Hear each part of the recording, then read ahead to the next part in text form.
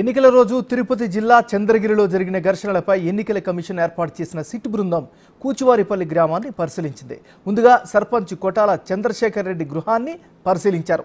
చంద్రశేఖర్ రెడ్డి ఇంటితో పాటు కారును కూడా దగ్ధం చేసిన నేపథ్యంలో వాటిని పరిశీలించారు. తర్వాత కూచువారిపల్లిలోని గ్రామస్తులతో సమావేశం ఏర్పాటు చేశారు. గొడవలు మొదట ఏ విధంగా ప్రారంభమయ్యాయి అన్న విషయాన్ని సిట్ డిఎస్పీ రవి మనోహరచారి తెలుసుకున్నారు. పూర్తి సమాచారాన్ని సిట్ చైర్మన్కు అందిస్తామని తెలిపారు.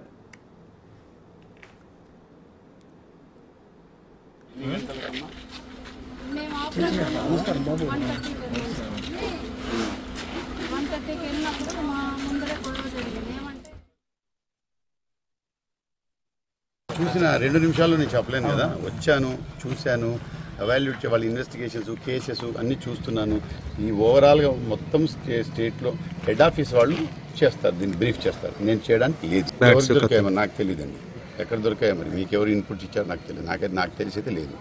మొత్తం ఏ ఇన్సిడెంట్ ఉన్నా ప్రతి ఇన్సిడెంట్ మీద హెడ్ ఆఫీస్ నుంచి బ్రీఫింగ్ అక్కడ జరుగుద్ది, హెడ్ క్వార్టర్లో జరుగుద్ది.